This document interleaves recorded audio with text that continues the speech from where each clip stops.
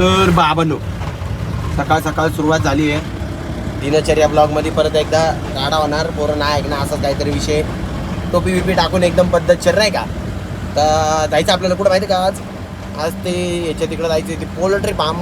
आता तुम्हाला कसं सांगू, थुगावच्या पुढची ती पोल्ट्री फार्म आहे ना, त्या तिकडं जायचं आपल्याला, थुगावच्या तिकडं नाही का. तर चला, थोडासा माल आहे वरचा. पण एक काम करू, पवनानगरहून न जाता एक्सप्रेसने जाऊ.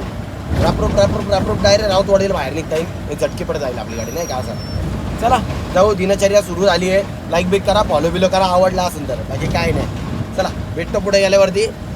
मजा येत राहणार फक्त बात, बाकी कुछ नाही. ऐसे ही दिखाते रहने का है बस लोगों को.